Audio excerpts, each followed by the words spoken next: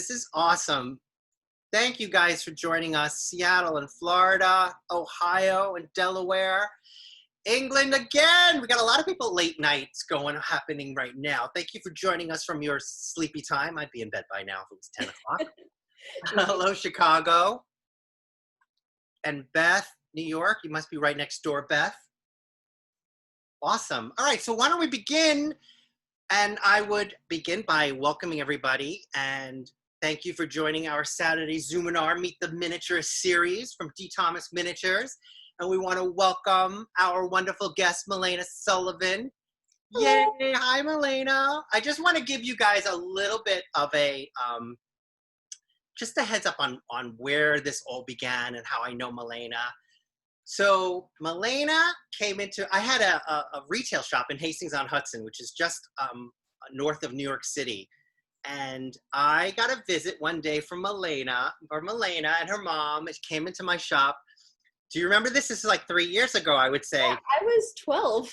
You were 12. I was just about to enter 7th grade, I remember. Oh my goodness. Okay, so it's like 4 years. And you shared a miniature that you had made.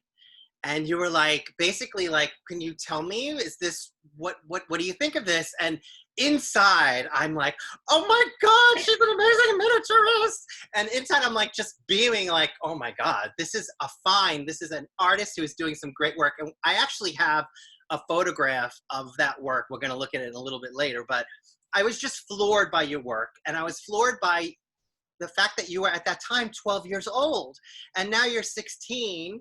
And here you are, still making miniatures and still blowing people away with your wonderful artwork and your wonderful miniatures. And I was like, we have to get you out here and we have to get you in front of people and share your story, because there's more to this in terms of your artwork. There's more of the inspiration and the background story, which I think people would want to hear as well. So we're going to spend some time today getting to know you, Malena, getting to see some of your wonderful work. And then we're also going to share some of your tips and tricks for making miniatures. So thank you for joining us, Malena. So glad you're here today. So where do we begin? That's the question. Where do we begin? I just want to know first and right off the bat, it's like, tell us about yourself. Like, where you're in school right now, what are you studying? What are your favorite things that you're studying in school? We'll get to the miniatures and the art, but tell us about you. All right, well, I gotta introduce the artist, right? Yes. All right. So as Darren said, I just turned 16 years old, and please bear with me. I might be the only teen who is not tech savvy. The only thing I know, I don't have Snapchat. My Instagram account and my Facebook are for my art, and prior to today, it was all anonymous.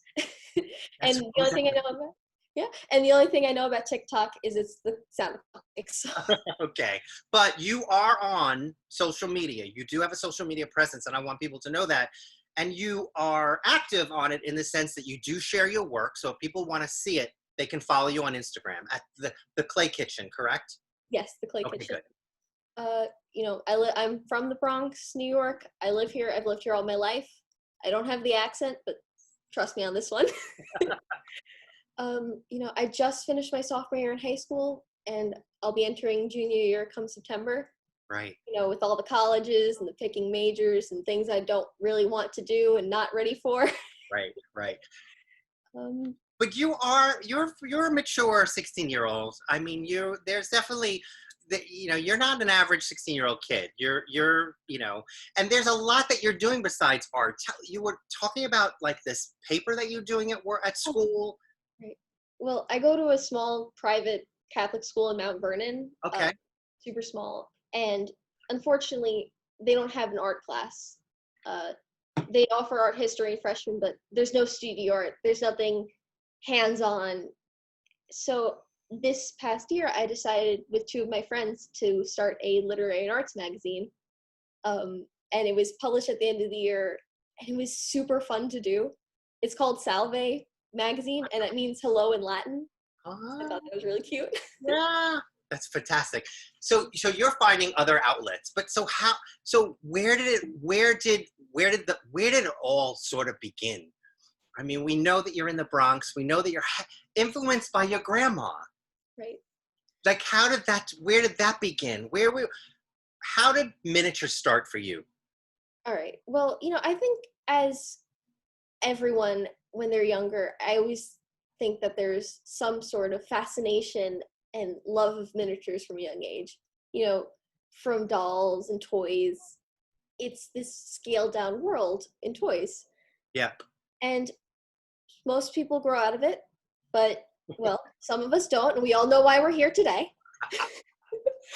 So did you have a dollhouse? Did you have traditional miniature toys?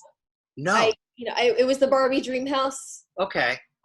And like the little tiny play food, but nothing like a traditional miniature dollhouse. Right. Yeah. So where did it begin? You're in, and we're sharing a photograph of you in your grandma's kitchen, right? Are you showing it now? Yeah. Oh, you guys can't. Oh, hold on. Can't see it. Oh, maybe it's not resuming. Hold on one second. All right. Hold on. Ah. There we go. Technology. Okay. Now you can see it?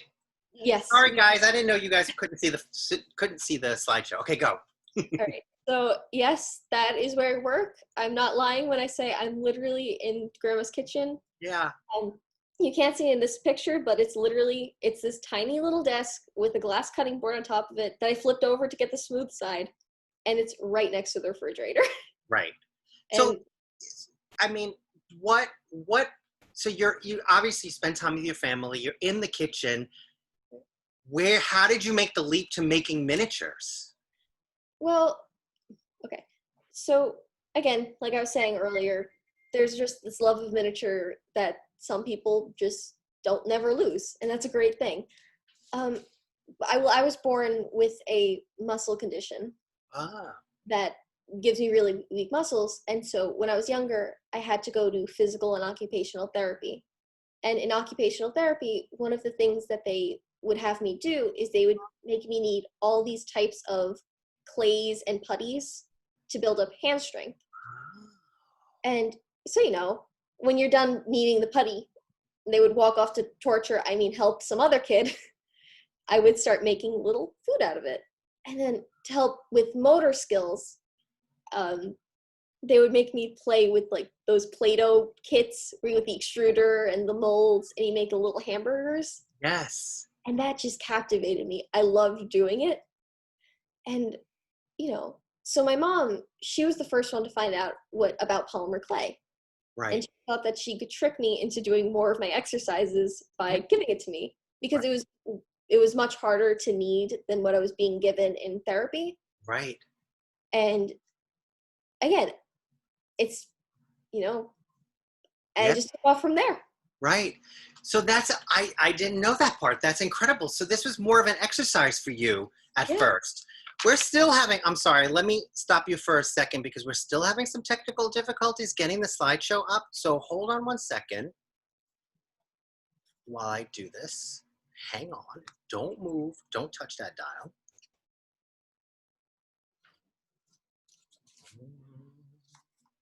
Hang on, everybody. We're having technical difficulties. Please stand by.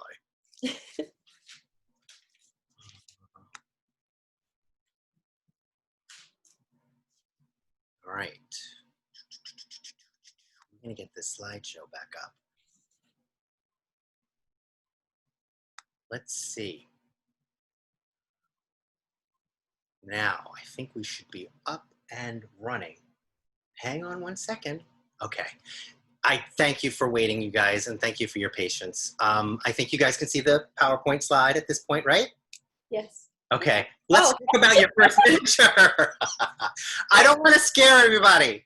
Okay. But I wanted really to share, I wanted to show what progress is like. So this is really one of your early miniatures. Yes, this was one of the earliest miniatures I made. In case you couldn't tell, it's a bowl of fruit. No. Yeah.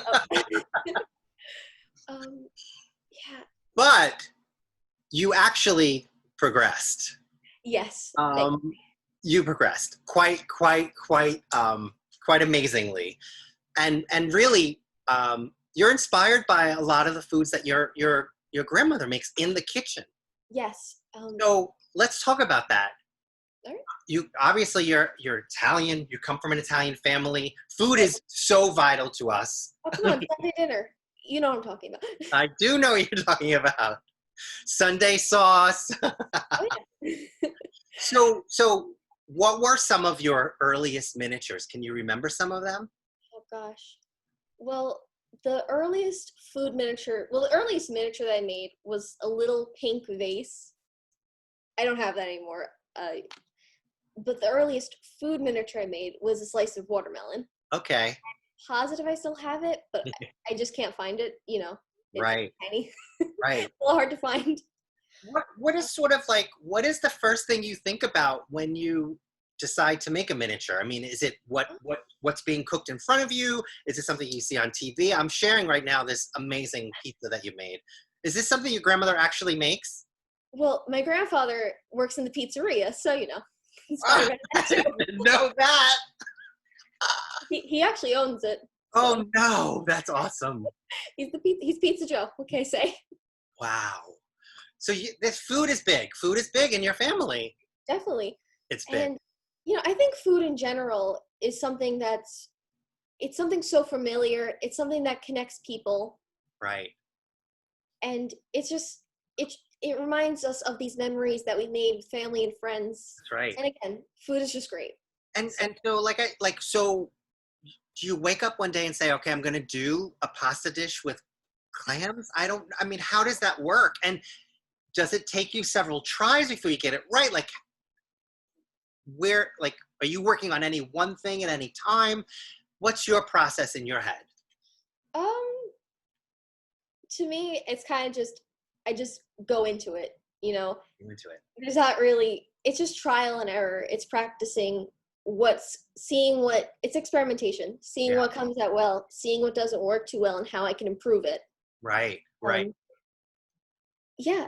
I mean, will you sit with one thing for more than a day, or let's look at this pasta dish. How long did it take you to make that, or get to the point where you were happy with it? Right. And that's a kind of hard question to answer, like cookie cutter, because different things are more complicated than other things. Right. This one took me a while. Yeah. Because you had to make the noodles. You had to cut up the little herbs. Yeah. And you had to make all the little shells. You had to bake the shells. You had to put the shells together. So this one took. You don't have an art background. Have you taken any art classes before ever? Everything. I like to draw and paint on the side, separate from miniatures, but everything I do is self-taught. I've never taken an art lesson. I think this taco is one of my favorites. Me too, actually. Taco and the sandwich are two of my all-time favorites. I love your Italian dishes only because I'm Italian and I get it. But this is probably one of my favorites. I'll agree with you on the taco. The taco is one of my favorites. But the sandwich, the funny thing about the sandwich is that was a throwaway piece. No! I'm not kidding. That was something I was like, oh, I don't think it's going to really come across. Because something I'm very inspired by is fooling the viewer and just making it come across. There are so many things that I make that never make the cut on Instagram because, when I photograph them, it looks great in person, but photograph, it picks out any little flaw, and it's like, seriously? It just doesn't make the cut. Well, and I think that's one of the things that puts you ahead of anyone else in your your grade and your age, is that you're going that extra step to make sure it's perfect. From not only from its physical form, but how it shoots. Which another thing that I have to say is you have miniatures who are really good at making miniatures, and then you have that extra added skill of photographing, which is not easy, and making sure that's right. So kudos to have all of these really great skills working in your favor. And I love to hear the fact that there are throwaways that don't make the cut. So it's just to hear your process and the level of perfection that you need as an artist. It just puts you there as the artist that I know you are. Thank you. There's the sandwich. There's the sandwich. I can't believe you were going to throw this away. No, I'm not kidding. It was like, and that was just like a practice shot, you know. I'm like, I didn't have anything to post that day. I'm like, I'll just put up the sandwich. A practice shot. All right, let's just really check the chat board really quickly and see if there's anything that we want. We're going to talk about tools in a bit. And we're going to send you the Instagram link. I'll go back to that slide, and I'll give you some time to screenshot it. Exact Instagram name is the Clay Kitchen, right? Right. Again, we'll go back and we'll make sure that you'll be able to screenshot it.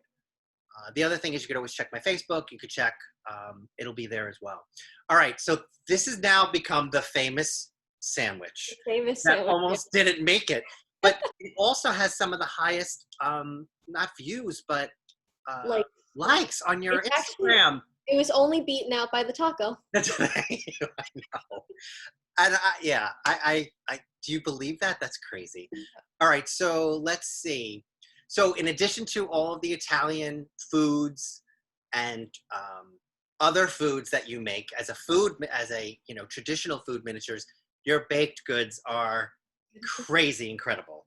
I mean, I don't know, there's one better than the other because, and we don't have scale in this photograph. Not every photograph has scale, but guys, this is like less than 1/4 of an inch, right?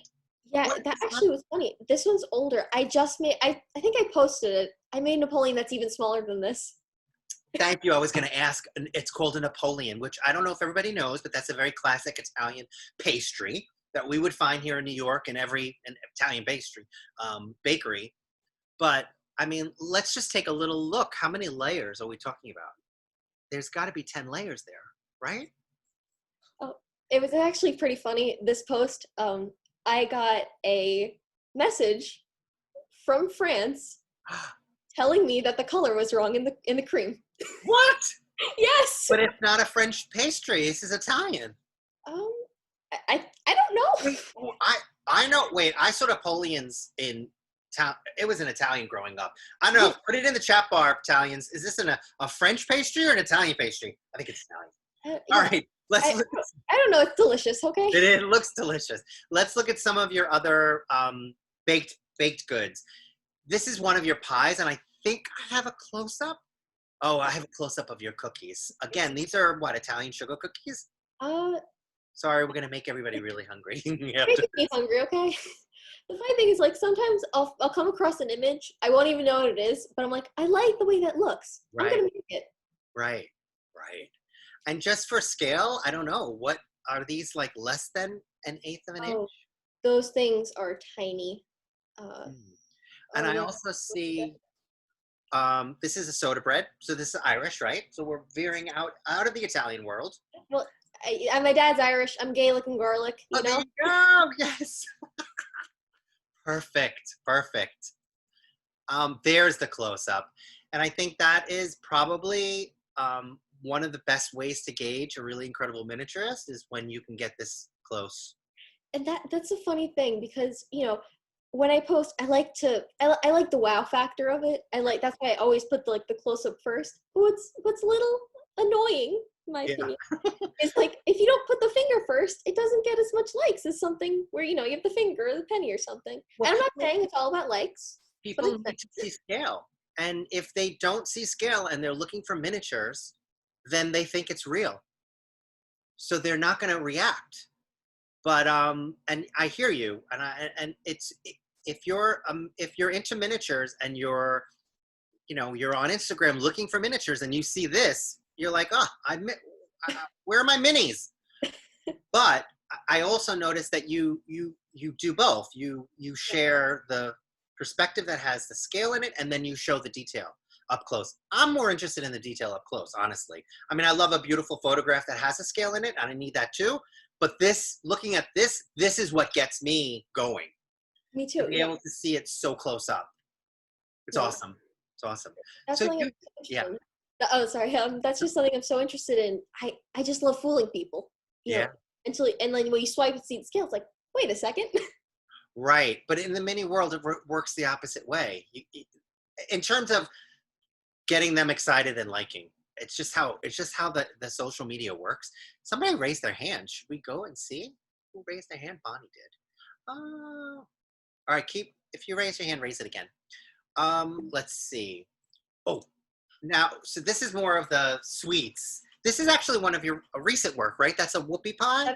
Yeah, it's a Whoopie Pie. It's the last thing I posted. The funny thing though is this, I didn't make this as recently as I posted it. Oh, Because really? what happens is I'll make so many miniatures, and then by the time I photograph them, it's like, oh, I don't even like this anymore.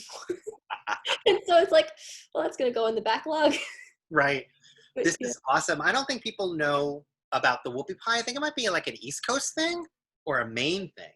I don't know. People, do you guys know whoopie pies where you're from? I It's think it's Maine. I'm not really Maine. sure. But it's basically a cream-filled chocolate delight. It's so good. Yeah. All right, let's see. I think your ice cream is fantastic. What can you say about your ice cream? Like, is this more challenging than some of the other works you do? It looks like it. Okay. Ice cream took me a long time to get down, because it's hard. I've never, prior to like really studying ice cream, I guess, I never realized how much texture it has. Yeah. And so, yeah, I feel like I finally got ice cream down pat. And So how much studying do you do, literally? Like, it's got to melt before you actually have the chance to look at it. But you spent, tell me about that part of your well, process. usually although it's good to work from like something right in front of you, usually I go like Google images, Pinterest, look up images. So you're looking at photographs. Right, That's yeah. awesome. It's I great. mean, it's so important to have a good reference picture. Right. So it took you a while to get the texture down. Yes. Yeah. Lots of nuances. And I also love how you position your work. Obviously, this just makes you go swoon, So it's not just about shooting the ice cream, but it's the ice cream on the floor. I love it. I love it. Yeah, I don't know. I was making a whole bunch of ice creams, like I think it was last summer or something. Uh-huh. And I'm like, yeah, why not make one that fell down? Yeah.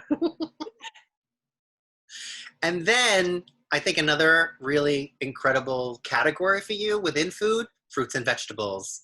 Right. And a lot of this is inspired, fruits and veggies. A lot of it's inspired by what's growing in my grandmother's garden. Like this year she went all out. There's beets, there's carrots, there's lettuce. Of course, there's the tomato and the zucchini and everything. We're gonna get there. I Yeah. didn't put the beets. That was one of the. I wanted to put the beets up because they're incredible too. But yeah, so you're inspired by what you see right outside your window. Definitely, yeah. And it's funny that produce is one of the most difficult things to get to come across. Like, I have these eggplants. I love them in person. Yeah. I go to take a picture of them. Bye-bye. Right. It just doesn't come across, in my opinion. Right. Well, I think with an eggplant, you have such a smooth texture, and I think part of shooting a great mini is seeing all of its nuances. Right. Otherwise, it just looks like a plastic toy, maybe. Yeah.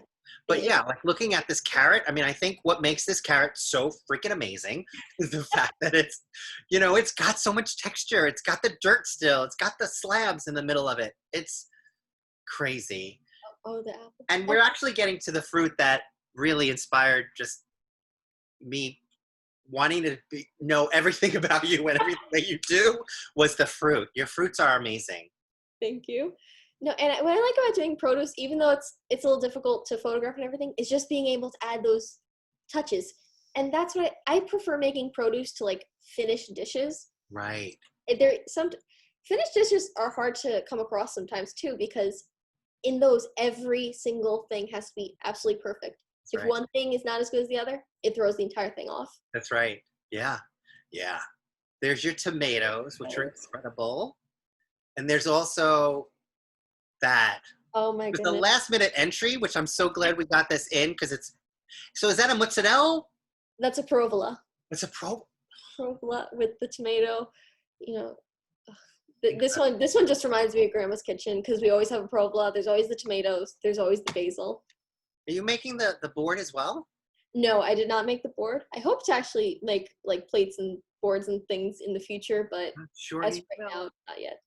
Oh, and there's your grapes, which I think are great. And I think I have. Oh, I did. Oh. So this is actually the piece that you shared. Is this you made this at 12 years old?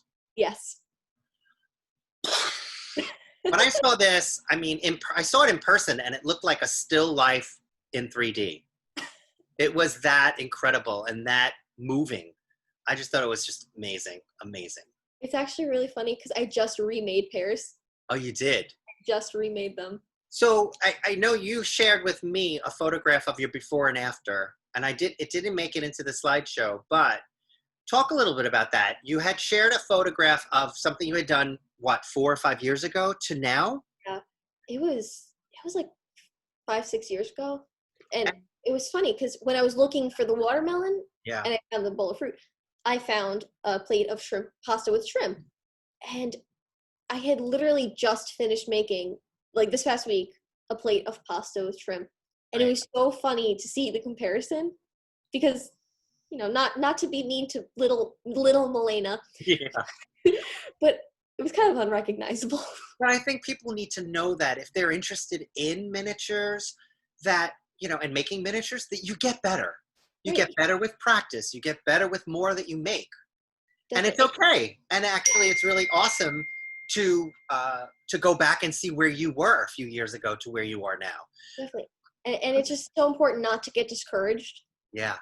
So. And I think people need to hear that. Don't get discouraged. And we're going to talk a little bit about, we're going to go into the tips and tricks in a little bit. But I also wanted to share your gourds, which are more great stuff. I just want to let people know that we actually partner on on Nibblewick Hall, which is this extraordinary dollhouse on Permanent View at the Hudson River Museum in Yonkers, New York.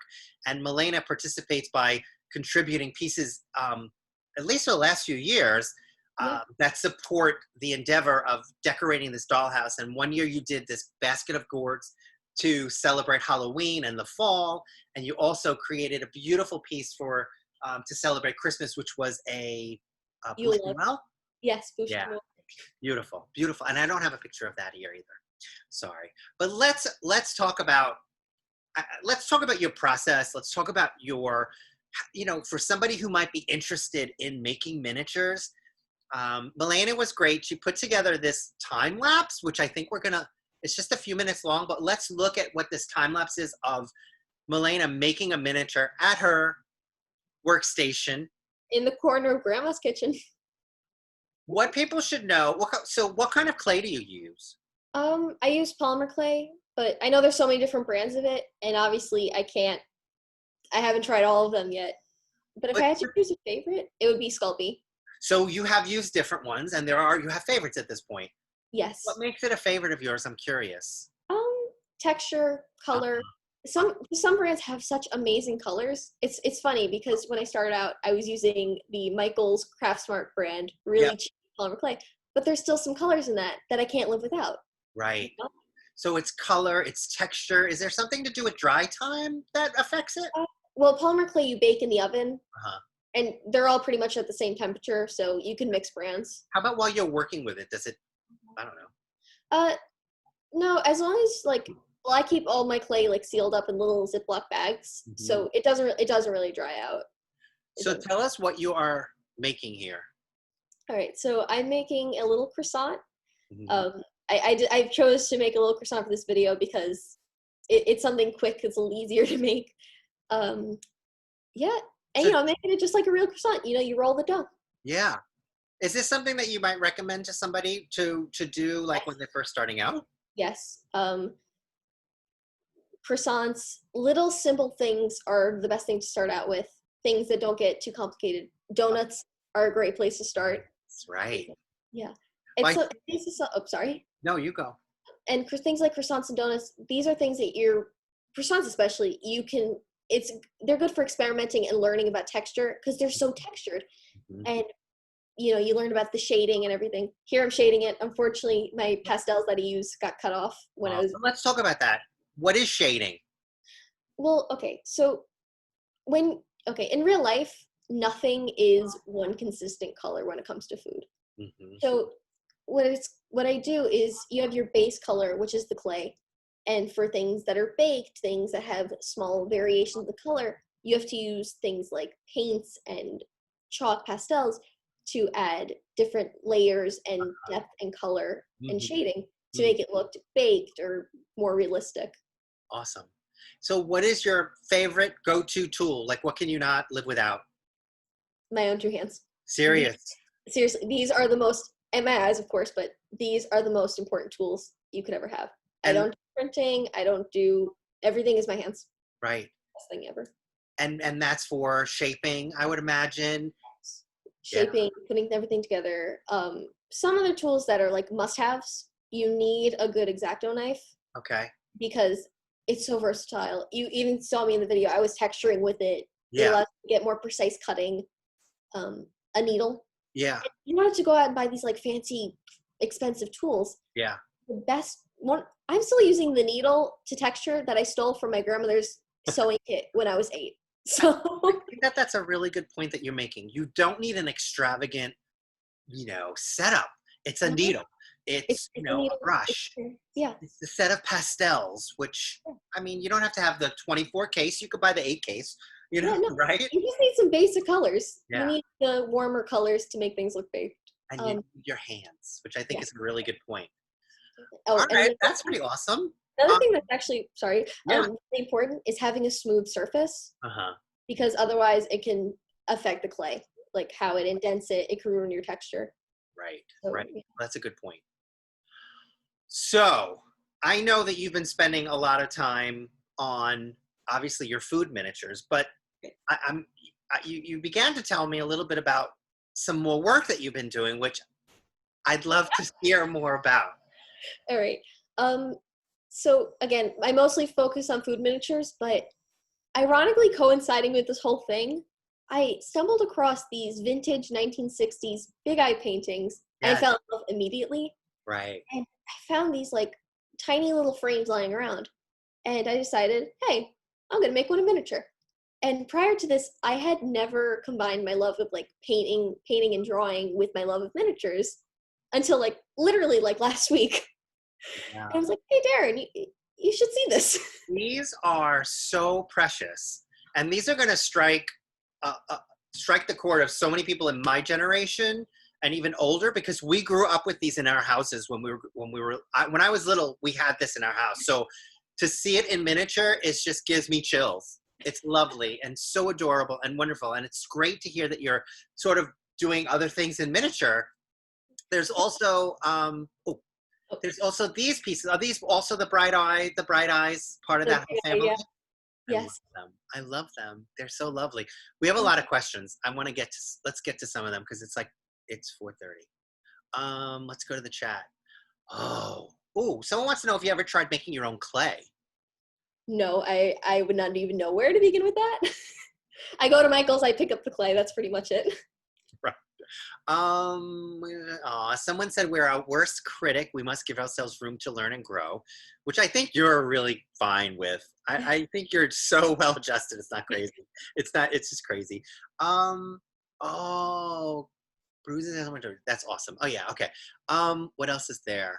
There's another one of these what did you call them? Bright eyes? Big eyes. Big eyes. And then this Oh, just blew me away. You're like, oh, I'm working on these too. I'm like, ah. that one I did like yesterday, honestly. So what is your process for this? Is this, do you sketch it out? How, and are Well, they acrylics? yes, they're acrylics. Um, basically, I find images that I can reference because again, reference is the most important thing ever. Whether you're making food miniatures, painting, you need a reference. Yeah. I find a frame, I sketch it out to be so it fits right, and I just kind of go for it. I just kind of start painting. And it is acrylics using? Yes, it's literally the cheap little bottles of craft paint acrylics. And again, no art training whatsoever. And what kind of brushes? I mean, you did the heart that's on the chain. I mean, Yes. tiny brush, one-haired brush. What? Yeah, even the whiskers are paint. They are the tiniest little brushes, and sometimes they're even still too big. Someone wants to know how you balance school and miniatures. Okay. Well, now it's summer and I'm done with school, so miniature production is going up. right now. Um, And we're actually going to talk about that, how people can find you and if they can purchase your miniatures. right. But as for balancing school with work, it's school with miniatures. Um, it's really about balance. It's really about scheduling myself. It's Yeah, difficult because school right now is my number one priority, of course. especially with junior year, with looking at colleges and everything. Yeah, It's a big year. yeah. But yeah, But when you're making miniatures, does that take you away from everything, or does that yes. it With does? miniatures, it's like entering a whole new world. It's Yeah, something, even when just looking at a miniature, and this is something I love with showing people my art, it's just, especially when you're holding it, uh, you just become so absorbed with it. right, It, right. it's captivating. It's so tiny and enthralling. Yeah, It's just you and the miniature. It's this intimate moment. yep, yeah. So, did you go? I don't know if this was your first miniature show, but did you go to your first miniature show this year or last year? Uh, I went to the Philadelphia Miniatura like a few years ago. Okay. But And was that your first show that you went that to? was the first and only show that I've gone to. Oh, really? You haven't been to a show since then? No. And what was that experience like? Well, it was my first time, other than, going to shops and things, it was my first time being completely surrounded by a room full of people who love the same things I do and have Right, this love of miniatures. And right. it was mind blowing, Yeah. really. Was it To, overwhelming, or were you able to keep it all in check? I was able to keep it all in check. Because I can't still to this day. I've been going to shows for more than 20 years. I can't keep it in check. I can't. It's too much for me. I remember like first walking in, it was like overwhelming because it's funny because it's all very tiny things, but it's a lot of very tiny A things. lot of tiny things. That's right. It is. It's a lot. That's for sure. Let's see. Somebody has said that your work is so regal and fun. Aw. Um, Eve wants to know, says you're very talented. That's lovely. Thank you. Do you decide the prices to sell? How do you decide? I think the question is, how do you decide the prices to sell? It's a good question. Um, Yeah, that is a good question. it's a good question. I think we had a conversation about this before. I think pricing Yeah. with miniatures is an art, it's not a science. And yeah, it's hard. It's not easy. That's for sure. Right. And Um, I've never sold a piece before, so so that's actually the other question is, can people reach out to you if they're interested in purchasing some of your minis? We know you don't have a formal selling site, correct? no, because again, like I was saying, it's just school takes up so much of my time Right. that I it just mean, makes it difficult. yeah. I mean, I suspect that there will be folks on this Zoom that will really want some of these pieces. So, what would you recommend? I mean, you're only 16. What? Can they reach out? Because that's the other thing. And can they reach out to you on Instagram? Yes, I am always checking my messages, so definitely if you want to, you can reach out. I'd love to Okay, hear from you. good. All right. One more question, and then I think we might wrap up. May I ask if you've ever created your own tools to do a specific job? That's a good question. Did you ever need to create your own tool? Uh, no, not really. Well, the thing is again, because it's so much about texture and color and everything, you do have to improvise and kind of just look around and find what's going to give you the desired result. Right. So there's been times I've just broken toothpicks in half to get like the rough edges and just textured cakes and things like that with Right. it. So it's really not so much making my own tool, but improvising, I guess. Improvising. That's art. All right. So one last question. What do you want to study in college? Have you started to think about that yet? I'm open to suggestions. Leave them in the chat. You think it might be some art path, or? The thing is, I'm really not sure yet because I'm interested in a lot of different things. And you're only 16. You're allowed to change your mind a million times before you get to adulthood. All right. Well, So, all right. So I want to thank everybody for joining us today. I want to especially thank you, Milena, for being here on this Meet the Miniaturist. It's been amazing. I want to make sure everybody knows they can reach out to Milena at the Clay Kitchen on Instagram. You're also on Facebook. If you've missed that, definitely check out my Facebook, or my actual website has a page that will replay this. So if you've missed any of this, you can just catch the replay, which is on my website. We've got a lot of thank yous from people right now. And I also wanted to, before everybody goes, if you want to screenshot this page, it's more about how you can sign up for updates on D. Thomas Fine Miniatures, where you can follow me, and where I find these amazing people like Malena, which is on my Instagram, on my YouTube. I actually started TikTok. Don't ask me what I'm doing there, but you know, you have to try different things. And don't forget, I also do estate sales. I find amazing treasures, tiny treasures from all over the world, and I sell them on my eBay site. So once again, thank you for spending this Saturday afternoon with us. Thank you, Malena. And everybody out there, have a great day, rest of the day. And we'll say goodbye for now. Bye. All right, and I just want to say thank you so much for having me on. Thank you so much. It was my pleasure. Thank you. So much fun. All right, guys. Bye.